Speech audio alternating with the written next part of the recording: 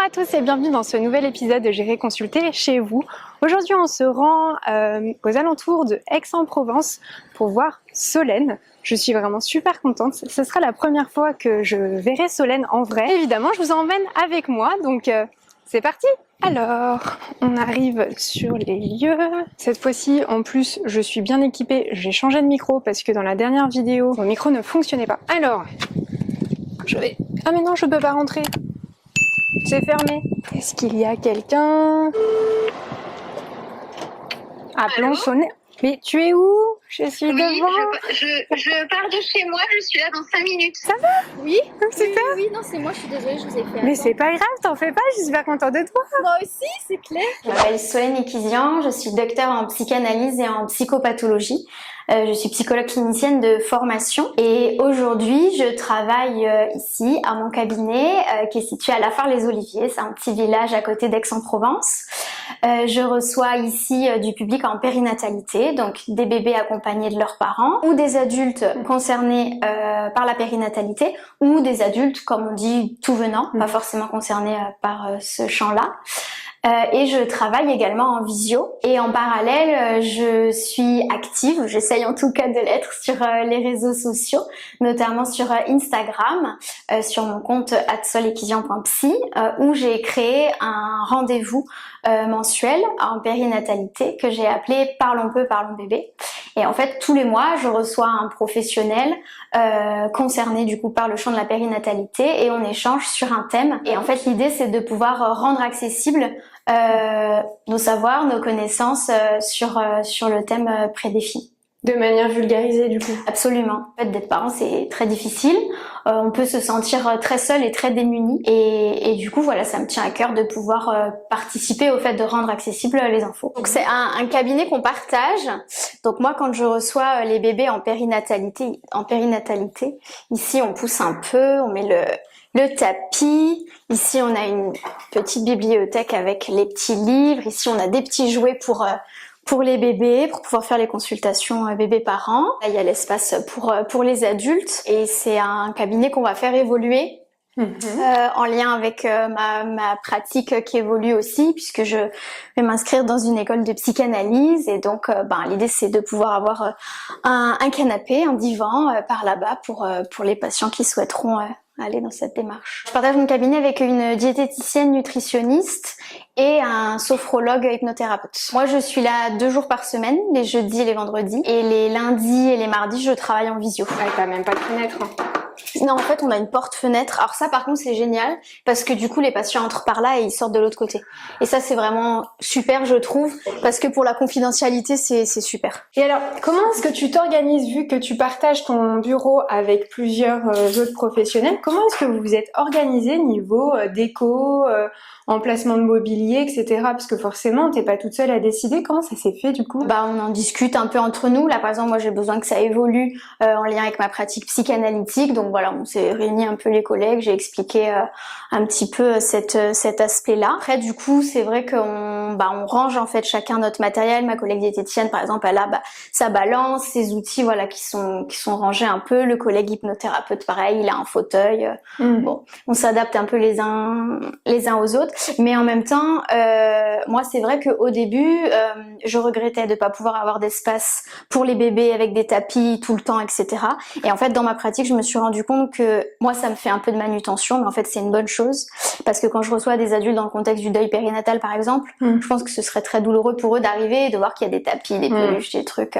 Donc, au final, je me dis que bon, moi, ça me fait un peu de manutention, mais ça peut rester sobre selon les consultations qu'on a. Donc, Ok, aujourd'hui Solène, on se retrouve à nouveau alors dans un autre contexte puisqu'ici on est chez toi. Absolument. Et c'est ici aussi que tu fais donc tes visios. En fait, à la base, l'idée c'était de pouvoir tout faire au même endroit, d'avoir un espace de travail.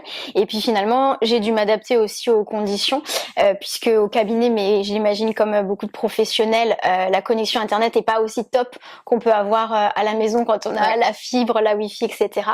Et puis finalement, c'est un endroit que j'aime bien parce que je me sens bien ici, voilà, avec les coussins du canapé, un joli mur qui me plaît, dans lequel je me sens à l'aise, confortable. Et je pense que c'est ça qui est important aussi pour pouvoir bien accueillir et bien accompagner nos patients. Étant spécialisée en périnatalité, c'est une pratique un peu particulière et j'ai plusieurs patients qui sont en fait qui sont des Français mais qui sont à l'étranger pour des raisons professionnelles, pour des raisons familiales et du coup ça offre aussi la possibilité de proposer un accompagnement à ces personnes-là et sinon on n'aurait jamais pu faire ce travail ensemble et ce que je trouve très chouette aussi, ça m'est arrivé plusieurs fois et c'était, je dois dire, assez émouvant en fait de travailler avec des gens en visio et en fait le contexte de la vie fait qu'on se retrouve à un moment donné au même endroit en même temps géographiquement et du coup on se rencontre et on fait une séance en vrai entre guillemets et du coup ça m'a permis aussi de faire évoluer ma pratique en fait et du coup de tester le fait de faire une consultation dans un café par exemple, parce que une fois avec une patiente, on réfléchit à notre prochaine séance et je lui dis je suis désolée, je vais être en déplacement professionnel à Paris. Et en fait, elle éclate de rire, elle me dit mais moi aussi. Et donc on s'est dit, on habite à des milliers de kilomètres, puisque c'est quelqu'un qui était à l'étranger, et on s'est dit d'être dans la même ville au même moment, exactement au même moment, on peut pas ne pas se voir quoi. Donc on a testé la séance dans un petit café, donc voilà un endroit un peu calme, etc. Et en fait c'était hyper précieux parce que pendant cette séance, la personne s'est autorisée à dire des choses qu'elle avait jamais dites avant en fait et on a pu toutes les deux identifier vraiment un avant et un après dans la thérapie comme si ça venait vraiment sceller quelque chose je pense du côté du transfert mais du contre-transfert aussi moi d'avoir la personne comme ça face à moi c'était je fais ce mouvement là parce qu'il y avait vraiment un côté enveloppant exactement contenance bienveillance enfin voilà. Alors comment tu étais enfant? C'est intéressant cette question. J'étais une petite fille très très angoissée, très peu sûre de moi. C'est intéressant que tu me poses cette question parce que je m'y attendais pas du tout déjà. Je sais, tout le monde me dit ça. Marine, elle m'a dit la même chose quand je l'ai posée. Mais c'est comment dire, c'est intéressant parce qu'en fait c'est une image qui m'a longtemps collée à la peau, le fait d'avoir un côté très au début, on me disait première de la classe. Avec le temps, on m'a dit brivante de camp. Ah oui, d'accord. Et voilà, un côté très comme ça, parfaite, qui fait tout comme il faut, qui suit les règles, qui respecte tout, voilà. Et donc, je me retrouve là-dedans, c'est vrai. Mais j'ai aussi appris à m'en détacher, en fait. Et parce que j'accompagne aussi les gens là-dedans, dans le fait de s'accepter tel que l'on est. On n'a pas besoin d'être parfait tout le temps. On a besoin d'être parfait tout court, d'ailleurs. Et du coup, ouais, ça me fait sourire parce que voilà, j'ai plein de toi, petite scènes qui me reviennent, ouais, exactement. Et je dois dire qu'en fait, je suis plutôt contente de cette évolution qu'il y a pu y avoir, le fait de pouvoir aujourd'hui, voilà, apprendre à être un peu plus cool, un peu moins angoissée. Puis nos patients nous font travailler aussi. Absolument, absolument. Il y a une citation de Winnicott que j'aime énormément. Alors, c'est pas vraiment une citation. En fait, dans l'ouverture d'un ouvrage, aux premières pages, quand l'auteur peut remercier ou dédier son livre à quelqu'un, il me semble que c'est dans le livre de la pédiatrie à la psychanalyse, dans le Collected Papers, Winnicott dit qu'il remercie ses patients de l'avoir payé pour l'enseigner. Et je trouve que c'est absolument magnifique parce que nos patients nous payent parce que c'est notre travail d'être là pour les accompagner. Mais en fait, ils se rendent pas compte à quel point nous aussi, en fait, ils nous apportent énormément, ils nous font travailler, ils nous font réfléchir sur nous-mêmes. Et je sais pas si c'est des réflexions que toi t'as déjà eues, mais je trouve que c'est hyper intéressant la temporalité en fait de ce qui se joue chez nos patients, des nouvelles demandes qu'on peut avoir et de ce qui se joue chez nous. Et moi, il y a vraiment des fois où je vois des parallèles et où des patients me racontent des choses et où ils me disent oh, mais vous pouvez pas vous imaginer. Et je ne peux pas le dire comme ça, mais en fait, dans ma tête, ce qui se dit, c'est si en fait, parce que je suis exactement là-dedans moi aussi, quoi. Et ça, c'est aussi, je crois, une évolution de la pratique, le fait à certains moments de pouvoir s'autoriser à le dire. Oui. Écoutez, je me permets de faire un peu, voilà, une petite parenthèse aussi d'où moi j'en suis personnellement, sans rentrer dans les détails de notre vie perso, parce qu'on n'est pas là pour ça. Non, mais c'est super intéressant ce que tu dis, parce que ça, c'est vrai que c'est une question qui revient assez souvent. Le côté, est-ce que j'ai le droit de parler de moi, de mon histoire, surtout si ça fait écho à mes patients. Donc ça, je trouve ça hyper intéressant. Moi, ça résonne en moi parce que je dis souvent, mais nos patients nous ressemblent. Absolument. On a les patients en fonction... Qu'on mérite. Mais oui, non, mais c'est ça aussi. En fonction de notre histoire, en fonction de plein de choses, mais aussi en fonction du contexte. Tout à fait. En fonction de là où on en est dans notre vie. À un moment donné, c'est marrant parce que tu vas recevoir des patients qui viennent faire résonance à ce moment-là dans une Exactement. situation que toi t'es en train de vivre et puis quelques années plus tard complètement autre chose. Oui, tout à fait. Alors, je suis tout à fait d'accord avec toi. Je ressens aussi ça, soit exactement dans la même temporalité, soit dans une temporalité autre. C'est-à-dire que toi, dans ta vie personnelle, tu as déjà traversé ça et finalement, les personnes arrivent peut-être quelques mois, quelques années après. Et du coup, ben, à la fois, tu leur parles en tant que thérapeute, mais tu leur parles aussi en tant que femme, en tant qu'humaine qui a traversé ces choses-là. Et je trouve que c'est très joli finalement comme baromètre un peu pour évaluer aussi toi ton chemin personnel et de voir un peu comme un miroir, de dire waouh, mais en fait, aujourd'hui, cette personne, elle en est là. Il y a quelques temps, moi, j'en étais là. Voilà tout le chemin que j'ai parcouru. Et du coup, je pense aussi que inconsciemment, on transmet aussi beaucoup d'espoir dans ces moments-là à nos patients. C'est ce que j'allais dire. Je crois qu'il y a vraiment aussi cette dimension, tu vois, de quand tu rencontres des patients qui ont vécu des choses que toi-même t'as vécues, il y a, même si tu le dis pas forcément, il y a ce côté d'espoir que tu transmets, Absolument. au moins dans le contre-transfert.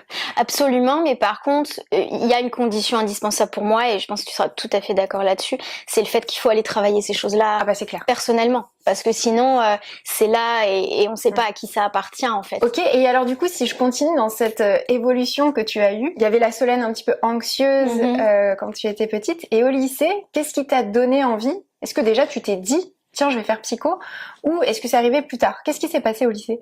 C'est arrivé plus tôt en fait, c'est-à-dire que à la fin du collège, j'ai fait, alors je sais plus si c'était en 4e ou en 3e, on devait faire ce qu'on appelait un stage en entreprise, et j'ai fait un stage. Alors moi à cette époque-là, je voulais devenir pédiatre pour soigner les enfants, et donc j'ai demandé si on pouvait faire un stage. On m'a expliqué bah non, on peut pas recevoir un mineur dans notre établissement, il faudrait rester avec la secrétaire, ça aurait pas de sens, etc.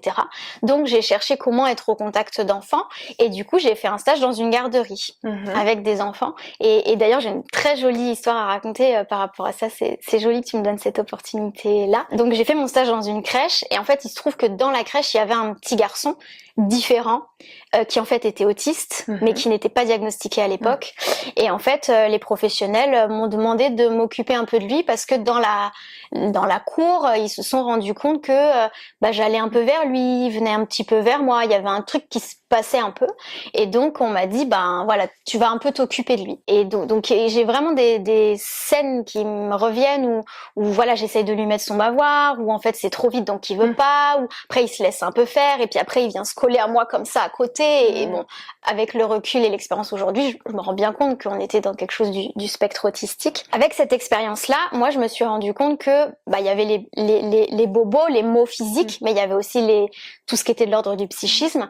Et du coup, à partir de ce moment-là, mon objectif, c'était de devenir psychologue pour enfants. J'ai enchaîné du coup avec la fac de psycho, et en fait, je trouve que c'est une très jolie anecdote, parce que donc j'ai fait quelques stages libres pour vérifier que la psychologie me plaisait effectivement, et puis arrive la licence 3 où il faut faire le premier stage obligatoire.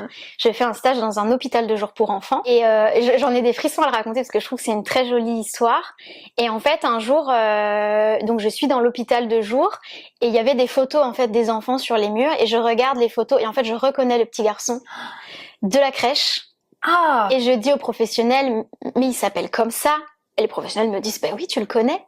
Donc j'explique l'histoire, et en fait je découvre que depuis, ce petit garçon a reçu un diagnostic. Alors à l'époque on parlait de troubles envahissants du développement, on parlait pas encore du TSA, on parlait des TED, que ce petit garçon n'est pas continent, qu'il porte des couches, que ses parents se sont séparés.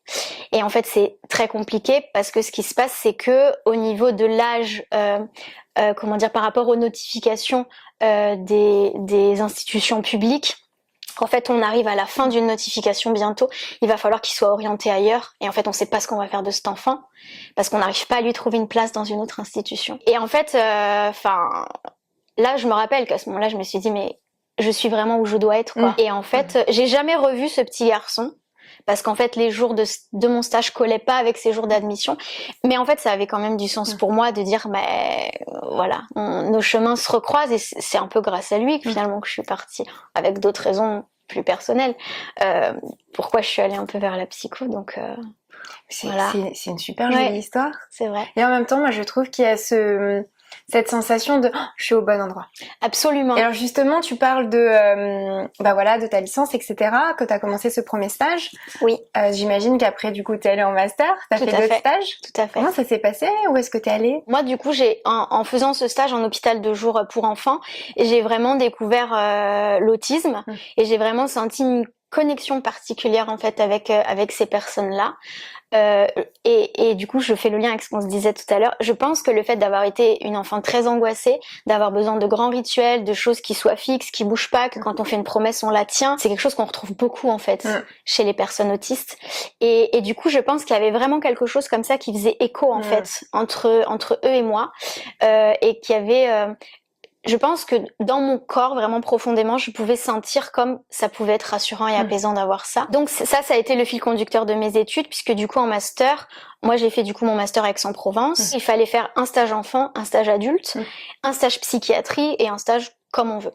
Donc c'est comme Lyon en fait. Bon, mais après je pense qu'il y a pas mal d'universités où ils fonctionnent comme ça. Ce qui est pas plus mal. Tout à fait. Je trouve que c'est plutôt chouette, voilà, de pousser un peu les étudiants à aller vers différentes choses. Et du coup, en Master 1, j'ai fait... alors, c'était stratégique. Volontairement, en Master 1, j'ai fait mon stage avec des adultes, parce que le stage de Master 2 était plus long.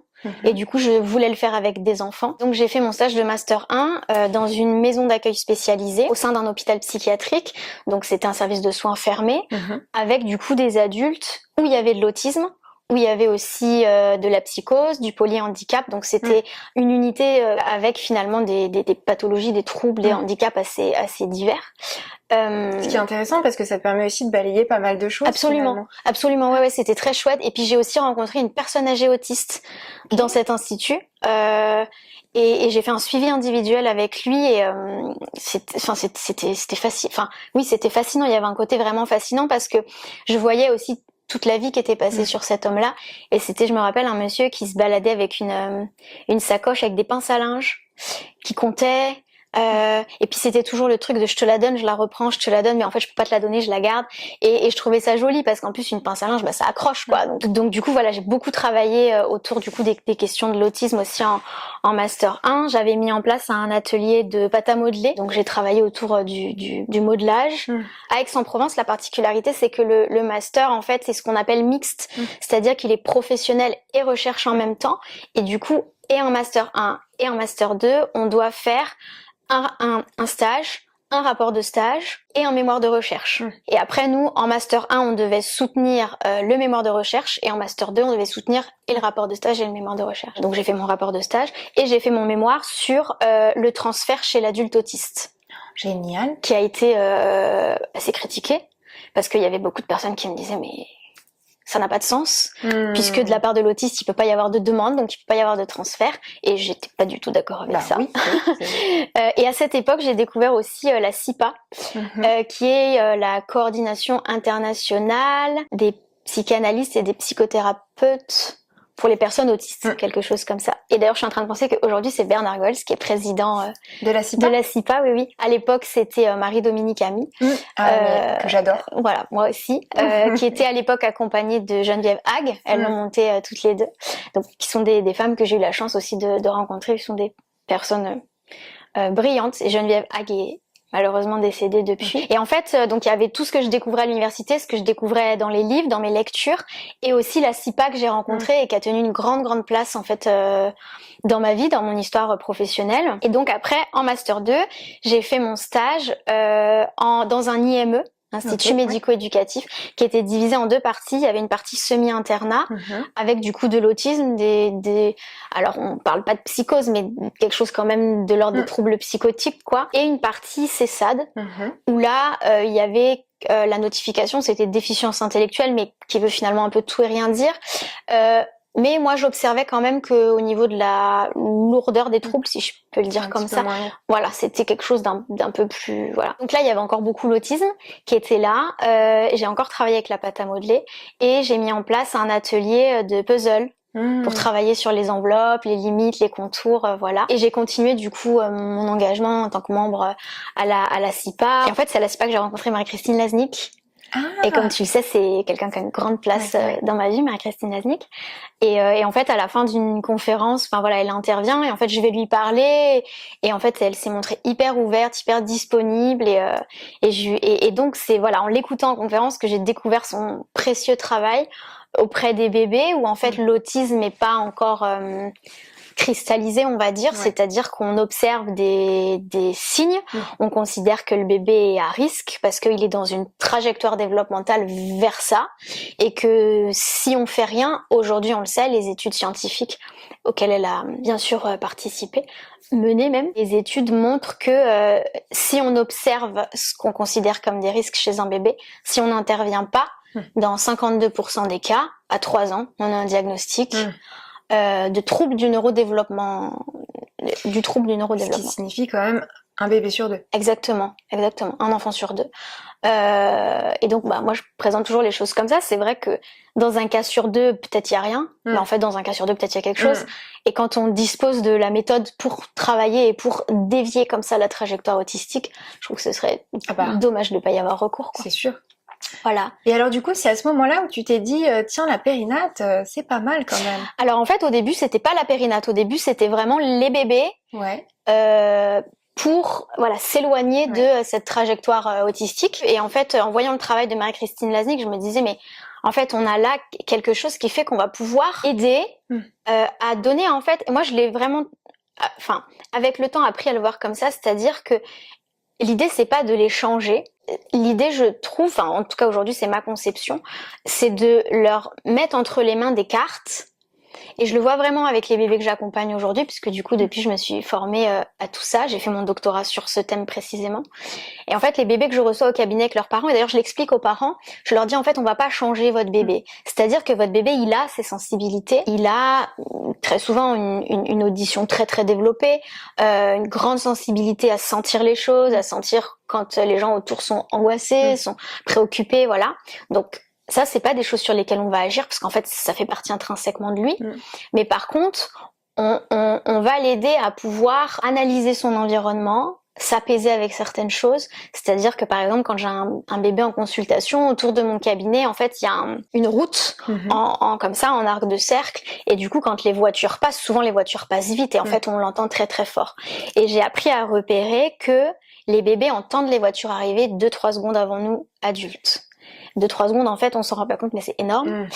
Et bon, j'ai fait ma thèse sur la micro-analyse de séances de films de bébés. Donc, j'ai appris aussi, décortiquer microseconde par microseconde. Et en fait, 3 secondes, c'est énorme. Et en fait, je le vois, c'est-à-dire que le bébé est en train de faire quelque chose et tout à coup, on voit comme ça qu'il se fige. Et 2-3 secondes après, on entend la moto, la voiture qui passe. Et en fait, certainement que le bébé s'est fixé parce qu'il a entendu ce truc-là. Et on le voit que ça provoque un truc comme ça qui donne un peu le vertige chez lui. Et du coup, on lui explique. On lui dit, mais tu vois, là, t'as entendu un bruit, peut-être ça t'a inquiété, mais tu sais, c'est pas dangereux. C'est la voiture, elle est passée dehors. Tout va bien, t'es en sécurité, papa, maman sont là, on est au cabinet, voilà. Et en fait, donc on va pas changer le bébé en tant que tel, mais on va venir... je fais ce mouvement-là parce que je trouve qu'il y a l'idée un peu d'un cocon, de quelque chose de réconfortant et de pouvoir lui montrer que la relation à l'autre, elle est pas dangereuse, elle est pas menaçante. Et en fait, moi j'aime bien l'idée de dire qu'on va donner la carte à ces bébés, donner la possibilité de montrer que en fait le lien à l'autre ça existe. C'est pas forcément menaçant. Et quand je dis l'autre, c'est pas que les parents, c'est tous les autres, parce que ça c'est aussi très important à dire, c'est-à-dire que un bébé considéré à risque, donc un bébé en situation de retrait relationnel, il n'est pas qu'avec ses parents en fait, il est avec tout le monde. Et après il y a quelque chose qui induit souvent en erreur, c'est que les parents c'est ceux qui connaissent le mieux leur bébé, ceux qui sont le plus auprès de lui. Donc bien sûr que voyant leur bébé évoluer comme ça, consciemment, inconsciemment, ils vont s'inquiéter pour lui, c'est tout à fait normal.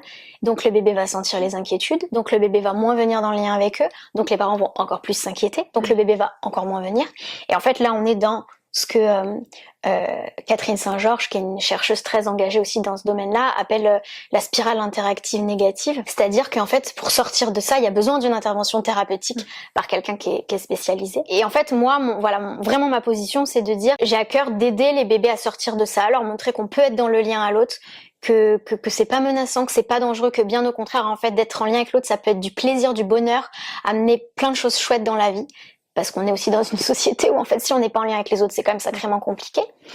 Mais tout en sachant que, en fait, après cette carte, ils l'ont à l'intérieur d'eux. Ils ont acquis finalement ce potentiel relationnel. Et en fait, c'est eux qui choisissent. Mais alors du coup, t'as été diplômée, t'es devenue psychologue. Qu'est-ce qui s'est passé après? T'as trouvé du travail, tu t'es lancée directement en libéral, qu'est-ce qui s'est passé? Alors du coup, donc j'ai été diplômée ici dans le sud, à Aix-en-Provence. Je suis partie pour des raisons personnelles, professionnelles sur Paris. À Paris, j'ai travaillé dans des crèches. J'ai fait un remplacement en ESAT. Je faisais 35 heures par mois. Ok, donc c'était quoi, un 30% à peu près? En fait, c'était des vacations.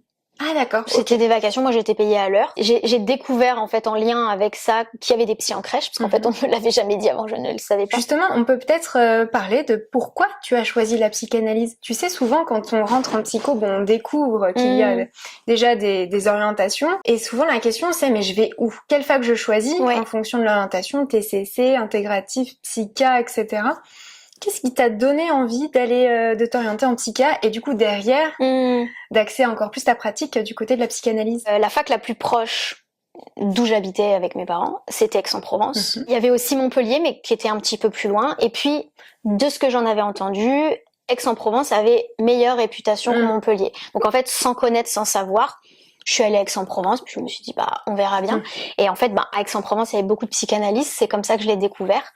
Parce que moi, le fait d'avoir fait un bac économique et social, en fait, en philo, j'ai pas du tout étudié Freud. Je sais qu'il y a pas mal de personnes qui ont découvert Freud en philo, je crois que c'est ton cas. Exactement. Voilà. C'est rigolo. Ouais, mais moi, pas du tout, parce qu'en fait, moi, la philo que j'ai fait, c'était très axé économique et social, en fait. Ah, d'accord. Et en fait, j'étais frustrée, je dois dire, quand il y avait voilà des camarades de promo qui disaient ah, mais Freud, moi j'étais là mais moi en fait j'ai jamais vu ça. Et je me rappelle, moi j'ai découvert Freud avec le livre Psychopathologie de la vie quotidienne, donc qui est d'ailleurs je crois un des livres que tu recommandes dans les recommandations des livres, voilà, pour découvrir la psychanalyse. Et je suis tout à fait d'accord avec voilà du coup le mot d'esprit, les lapsus, les actes manqués. Et en fait, mais j'ai été subjuguée par ça, de me dire mais waouh, c'est brillant quoi, voilà. Et puis après nous, il y a à un moment donné, je crois que c'était en licence 3, fallait choisir ce qu'ils appelaient la majeure, la mineure. Donc j'ai pris psychologie clinique, j'ai découvert Winnicott en licence 3. Voilà, qui a été voilà, la deuxième découverte pour moi après Freud. Et en fait, tout ça avait beaucoup de sens. La question du bébé, voilà. Après, dans mon analyse, j'ai pu aussi découvrir que j'avais eu une histoire de vie de bébé assez difficile. Une arrivée au monde assez difficile, et en fait tout ça prenait finalement beaucoup de sens. Je trouve que c'est, enfin moi je recommande souvent aux étudiants de commencer, tu vois, une thérapie ou une analyse. Bien sûr. À ce moment-là parce que c'est hyper aidant déjà dans tes écrits. Oui. Et puis derrière, une fois que t'as ton diplôme et que tu commences à travailler, t'as déjà en fait toi-même cheminé. Bien sûr. Ce qui est hyper aidant, quoi. Ouais. Moi j'ai été voir une psychologue pour la première fois au lycée. Parce que je traversais des événements de vie douloureux, et du coup ça a d'autant plus de sens pour moi aujourd'hui quand je diffuse, et t'es tout à fait d'accord avec moi là-dessus parce que je t'entends aussi en parler sur le fait que c'est vraiment une rencontre, le fait de rencontrer son thérapeute, et on a le droit qu'il y ait des gens qui nous conviennent pas. Peut-être qu'effectivement le thérapeute comment dire, il fait un peu de la merde parce qu'il y en a qui en font aussi, mais peut-être aussi que c'est un bon thérapeute mais que juste c'est pas la personne qu'il nous faut. Et en fait, dans le peu de phrases qu'elle m'a dit aujourd'hui, donc plus de 10, presque 15 ans après, en fait, y a des phrases qu'elle m'a dit à l'époque et aujourd'hui ça fait écho. Ouais. Et où je me dis, mais waouh, quoi! Elle m'a dit des trucs, des fois, moi j'étais là, ouais, ok. Et en fait, peut-être qu'à l'époque j'étais pas prête à les entendre, ça n'avait pas de sens, voilà. Et puis du coup, quand je suis arrivée à Paris, j'ai recontacté Marie-Christine Laznick, à la base en lui demandant des conseils pour trouver du travail, et elle m'a dit venez me rencontrer à mon cabinet. Ok. Donc j'y suis allée, voilà, j'étais à la fois surexcitée et un peu voilà, je savais pas trop à quoi m'attendre, mais moi j'y allais vraiment en me disant je vais lui demander des conseils, voilà. Et en fait elle m'a dit si ça vous intéresse, moi je vous prends en stage avec moi. Alors oui, c'était un stage, mais j'étais déjà psychologue du coup, pour venir filmer mes consultations, et comme ça vous allez apprendre ma pratique, quoi. Donc bien évidemment j'ai accepté, mais ça du coup ça a été l'année d'après, et du coup pendant la première année, donc j'étais en crèche, j'étais en ESAT, et ah oui, et une condition par contre, Marie-Christine Laznick m'a dit moi je travaille avec vous, mais la condition c'est que vous soyez en analyse. Voilà, parce que c'est sa manière de travailler avec C'est bien. voilà, parce que ça avait du sens pour elle. Et du coup, je lui ai expliqué, je lui ai dit, je suis d'accord, mais en fait, je viens d'arriver à Paris, je connais personne. Et elle m'a donné le contact de quelqu'un et elle a été très chouette parce qu'elle m'a dit, c'est quelqu'un que j'aime bien, en qui j'ai confiance. Je vous donne son contact, mais si ça n'a pas de sens pour vous, si vous vous y retrouvez pas, en fait, vous me vexerez pas du tout. Vous arrêtez, vous me rappelez, on trouve quelqu'un d'autre. Et en fait, j'ai trouvé que c'était super chouette parce que je me sentais vraiment la liberté d'y aller. Et en fait, ça l'a vraiment fait. Et donc, du coup, c'est à la suite finalement de toute cette histoire et de ta rencontre avec Marie-Christine que tu t'es dit, ok, je me lance en doctorat.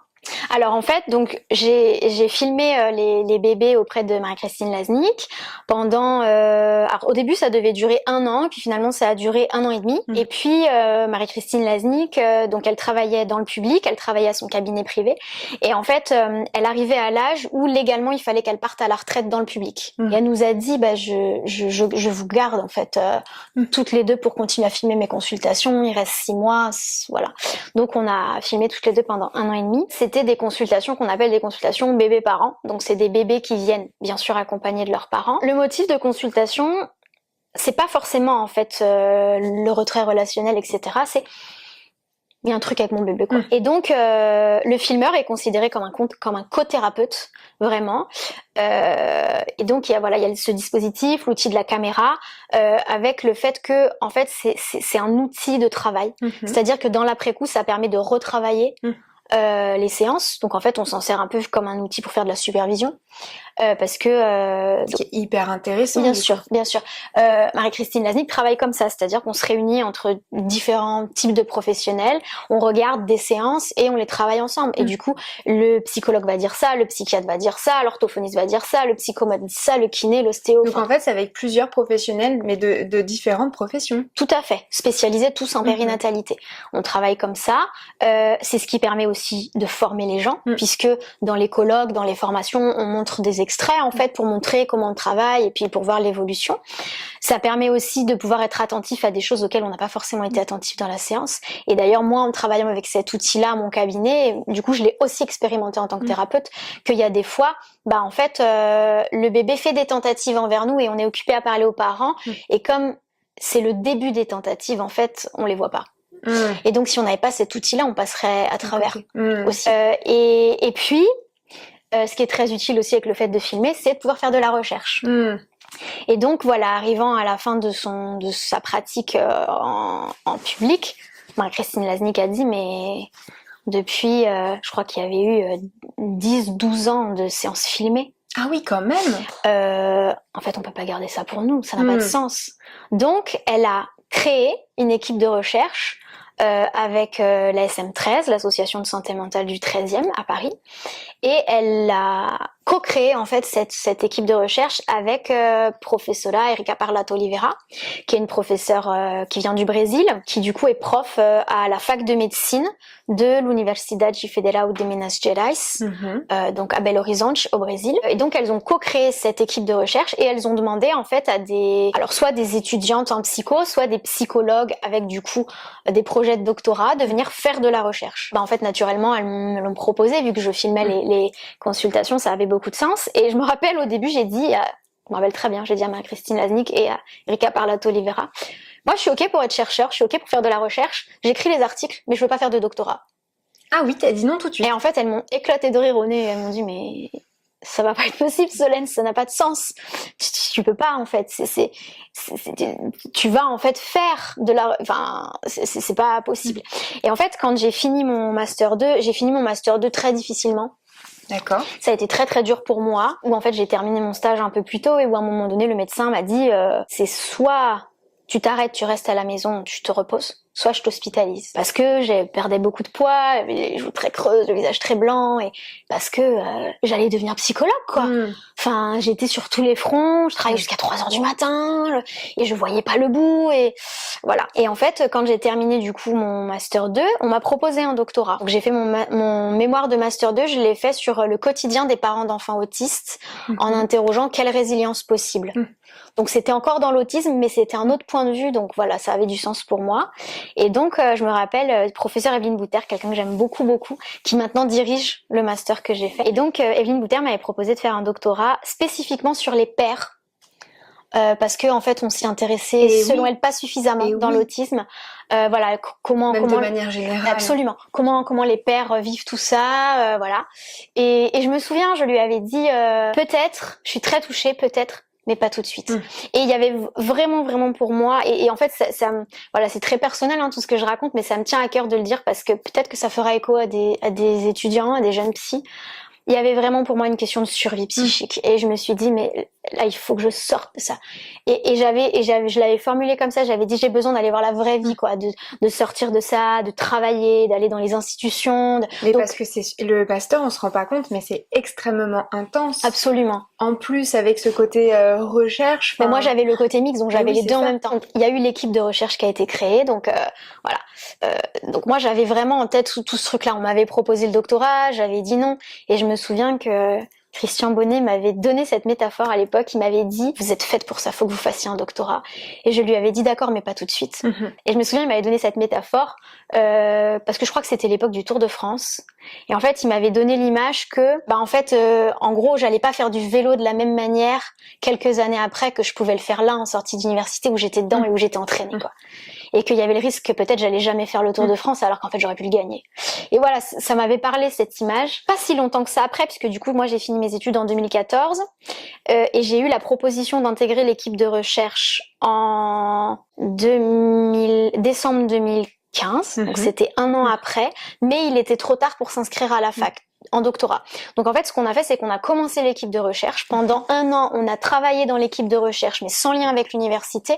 Et je me suis présentée à l'université. J'ai présenté un dossier pour le doctorat l'année d'après. Et c'était un bon timing en fait. Et donc après, pendant les 2 années suivantes, donc j'avais les crèches, les consultations que je filmais avec Marie-Christine Laznick, le CMP, bébé, enfant, ado, et du coup l'équipe de recherche avec voilà les réunions, tout ça. J'ai suivi la formation que proposait Marie-Christine Laznick, puisqu'elle m'a dit vous avez la pratique avec moi, mais ce serait chouette que vous puissiez avoir le support théorique. Et puis un peu en parallèle de tout ça, ma directrice de thèse m'a dit j'intègre un DU de périnate, c'est un partenariat entre l'université de médecine à l'époque Paris Descartes et Necker, c'est un contenu incroyable, faut absolument que tu le fasses. Je lui dis no way, je fais trop de choses, c'est pas possible. Si Solène, c'est vraiment une chance pour ta pratique, pour toi. Mais moi, à l'époque, j'étais vraiment sur les bébés, quoi. Les bébés, le retrait relationnel, voilà. En fait, je travaillais en crèche, mais je voyais pas trop encore la pratique vraiment périnate. Entre-temps, on a redéménagé dans le sud. J'ai quitté du coup mes différents postes. Donc, j'ai continué ma thèse à distance. Je me suis inscrite à ce DU de périnate. Et en fait, ça a été une grande révélation pour moi, ce DU. Ça avait beaucoup de sens. Et du coup, j'ai découvert la périnate au sens large, j'ai découvert le deuil périnatal et j'ai eu la chance, parce que c'est vraiment une chance, d'avoir l'enseignement du docteur Marie-Josée Soubieux, qui est une grande référence dans ce milieu-là. Marie-Josée Soubieux, elle est psychiatre, psychanalyste, elle travaille sur spécifiquement le deuil périnatal, c'est la première à avoir créé des groupes de parole pour les parents à l'hôpital, voilà. Donc c'est une pionnière vraiment en France sur ce sujet-là. Elle est très accessible, je trouve, elle a écrit un ouvrage qui est une grande référence, qui s'appelle Le berceau vide. Je trouve que voilà, le terme est assez éloquent. Et j'aime beaucoup la complémentarité avec Diane Dewelly, qui est docteure en psychologie, où elle a travaillé sur ce qu'on appelle la grossesse d'après, comment ça se passe après avoir perdu un bébé. Et en fait, je trouvais que c'était vraiment très complémentaire. Et c'était un DU voilà, qui balayait plein de choses. Et en fait, j'ai beaucoup aimé parce qu'il y avait des psys, mais il n'y avait pas que des psys. Et en fait, c'est exactement ce que j'avais besoin à ce moment-là. Il y a eu des cours avec des gynécos, avec des sages-femmes, on a eu l'enseignement de Françoise Dolto. Je me souviens, il y a eu une addictologue qui est venue parler de comment on accompagne accompagne une femme pour se sevrer du tabac, de l'alcool. Il y a eu des cours d'un psychiatre que j'ai adoré, psychiatre, sexologue, etc. Par rapport au père spécifiquement. Enfin, et alors du coup, toi, tu t'es spécialisée finalement en périnate et aussi en deuil périnatal à ce moment-là. Chronologiquement, j'ai fini le DU et du coup, donc j'étais arrivée dans le sud. J'avais pas repris d'activité institutionnelle en fait, puisque du coup, je faisais mon doctorat, je faisais le DU, donc je faisais beaucoup d'allers-retours à Paris. J'ai accompagné ma directrice de thèse brésilienne qui était venue vivre en France pour monter une maison d'édition. Enfin voilà, il y avait plein de projets. Je me suis dit allez, je lance mon cabinet, ça a du sens, je vais mettre des jours comme ça un peu, voilà. Et je suis tombée enceinte. Donc en fait, ça a juste décalé les choses. Voilà, j'ai pris le temps de cette grossesse. Il y a eu des aléas dans cette grossesse aussi, avec un bébé qui aurait pu ne jamais arriver.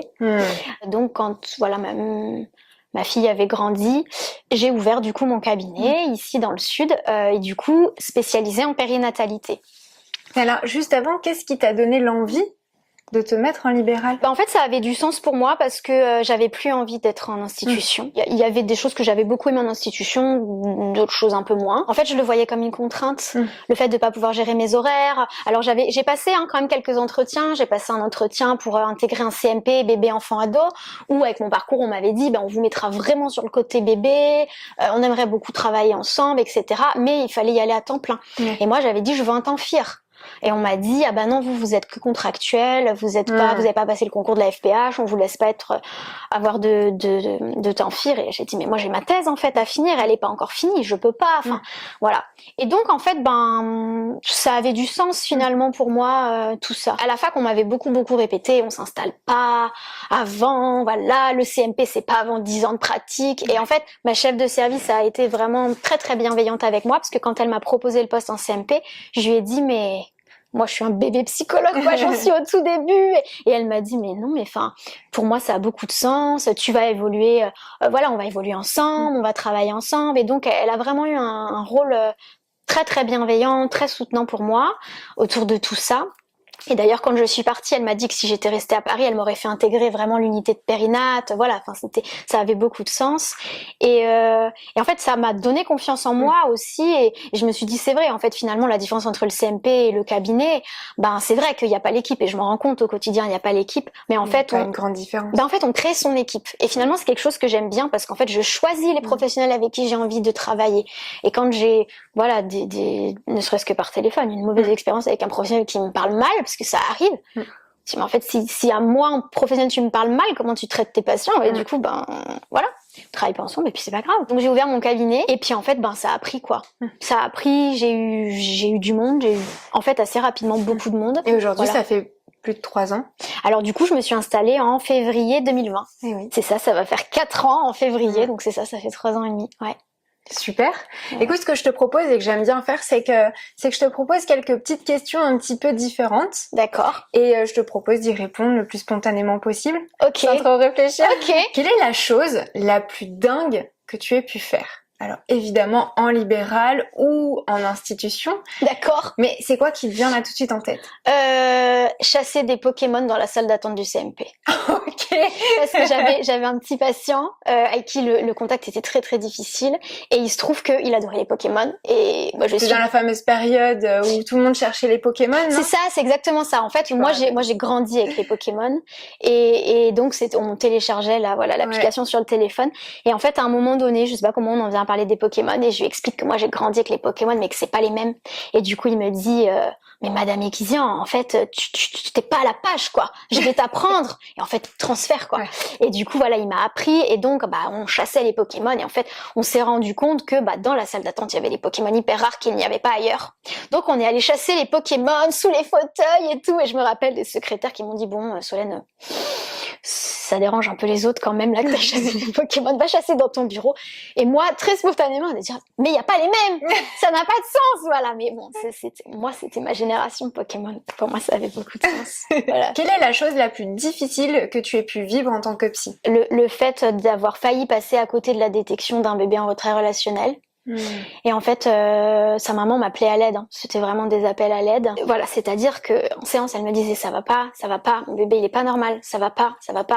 Et ça avait beau être en fait le cœur de mon travail de thèse, voilà, ma pratique depuis un certain nombre d'années. Moi, j'étais dans l'idée que la maman peut-être traversait quelque chose un peu du côté d'une dépression du postpartum. Et en même temps, quand je reprenais les critères, je me disais mais non, on n'y est pas, ça va pas, il y avait un truc, voilà. Et en fait, quand je voyais le bébé, je le voyais un peu comme ça, mais c'était pas les séances du bébé, donc je le voyais un peu comme ça, le bébé était un peu souriant. À un moment donné, il y a eu un appel à l'aide plus fort que les autres, donc je rentrerai pas dans les détails, puisqu'après c'est le cadre privé de la thérapie, où vraiment, en fait, là, j'ai réagi. Et là, je me suis dit vraiment, il y a un truc. Et donc, j'ai reçu tout le monde. En fait, là, je me suis rendu compte que c'était un bébé qui allait pas bien du tout, qui n'était pas du tout dans le lien. En fait, c'était un bébé qu'on appelle dans notre jargon, j'en ai des frissons de le raconter, un bébé trompe-l'œil. C'est-à-dire que d'allure, le bébé est dans le lien, parce qu'il fait des petits sourires, comme ça, que quand on lui dit « Oh, mais ton joli petit bébé, il est là, il vient dans le lien ». Et en fait, ça, on se fait tromper. Et si on n'est pas formé, et c'est le cœur de l'enseignement de Marie-Christine Laznick, que je sais, que j'ai intellectualisé, etc. Je me suis fait prendre moi-même au piège. Parce qu'on n'est pas parfait. Alors, il y a ça, oui, bien sûr, mais il y a aussi le fait que c'est un des outils principaux qu'on enseigne en fait dans cette formation-là, c'est le fait que ce qu'on appelle le mamanet, c'est-à-dire quand on s'adresse spontanément à un bébé, qu'on lui dit « Mais ton joli petit bébé », en fait, même le bébé à risque d'aller vers une trajectoire autistique peut répondre à ça. Mais la subtilité, c'est qu'il répond, mais il initie pas. C'est-à-dire que de lui-même, il ne vient pas. Et en fait, c'était le cas de cette petite fille. On lui parlait joliment, on était un peu loin, pas trop de proximité. C'était une petite fille qui était belle, en plus toute belle, toute bien habillée. Elle était là comme ça, elle paradait avec ses petites épaules. Donc en fait, on se faisait tromper. Et puis, par le médecin, par le gastro, enfin, tout le monde disait qu'elle était belle, qu'elle était mignonne. Donc en fait, les gens sont pas formés, même les professionnels. Donc en fait, tout le monde passait à côté. Et je me souviens que ce jour-là, j'ai filmé la consultation, et dans la consultation, je me suis dit, c'est-à-dire qu'en 3/4 d'heure de séance, le bébé ne nous a pas interrompu une seule fois. Ah oui. Donc ça montrait bien qu'il y avait quelque chose qui allait pas. Donc j'ai appelé Marie-Christine Laznick en disant, là je crois que on a organisé une séance où on a tous travaillé ensemble, et elle m'a dit, elle ressemble à, et donc elle m'a cité un cas clinique sur lequel elle a publié, sur lequel elle-même elle s'était fait tromper, voilà. Et c'est ce que j'aime beaucoup aussi chez elle. Elle a beaucoup d'humilité avec le fait de pouvoir reconnaître, dire voilà là. Et en fait, je le formule comme ça à la maman. Je dis à la maman, en fait, c'est cet appel à l'aide qui est allé plus loin que les autres qui a sauvé votre bébé. Parce que ce jour-là, je vous ai vraiment écouté. Et en fait, depuis le début, vous me le disiez que ça allait pas, et j'entendais pas suffisamment. Donc c'est à la fois quelque chose de douloureux, de difficile, parce que je me dis que si j'avais vu ça plus tôt, j'aurais épargné à ses parents des moments très difficiles. Oui, mais et en même temps, je crois que ça pouvait pas se passer autrement, et c'est un très bel enseignement pour moi. Oui, et ça montre encore une fois que, premièrement, un psy n'est pas parfait. Oui. Deuxièmement, il y a des choses sur lesquelles on n'est pas toujours formé, et je crois que c'est super important aussi, à la fois en tant que psy, de pouvoir se dire « Ah là, je le sens pas, je sens que j'atteins mes limites, et donc je passe la main à quelqu'un d'autre. » C'est vrai. Et ou bien je me forme, etc. Et aussi de se rappeler juste, on n'est pas parfait. Oui, c'est vrai. On peut se tromper. Bien sûr. Et parfois, le fait de se tromper est extrêmement aidant, évidemment, si on prend le recul suffisant pour pouvoir l'analyser, sinon ça sert à rien.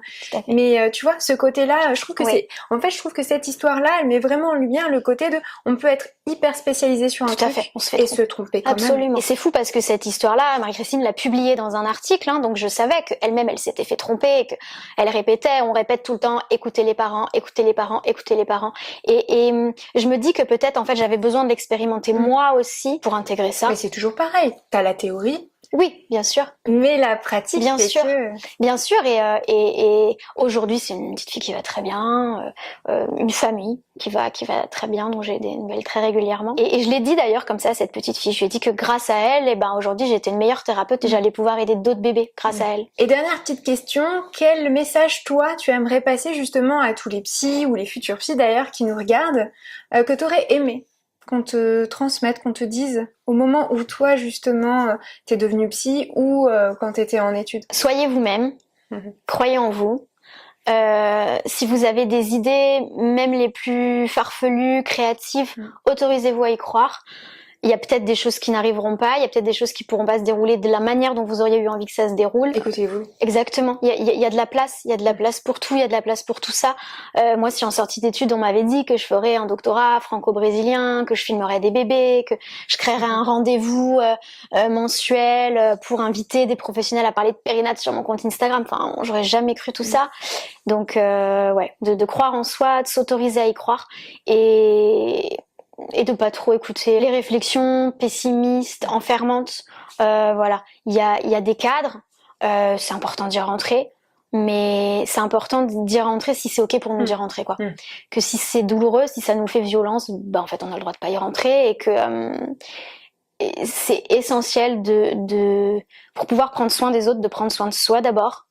Donc je ne le dirai jamais assez, voilà, d'aller travailler sur soi, et aussi de vraiment de s'écouter, quoi.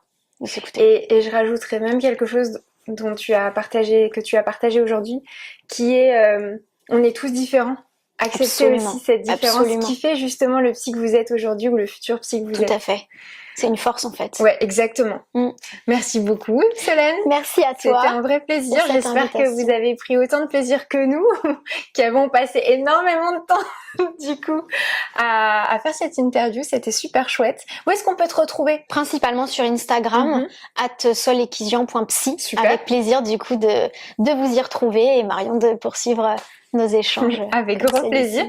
J'espère que vous avez passé un aussi bon moment que nous. Dans tous les cas, on se retrouve le mois prochain pour un nouveau épisode de J'irai consulter chez vous. Évidemment, n'hésitez pas à vous abonner et à cliquer sur la petite cloche pour pouvoir être tenu informé de toutes les nouvelles vidéos. Je vous souhaite une très très belle journée. Je vous dis à très bientôt.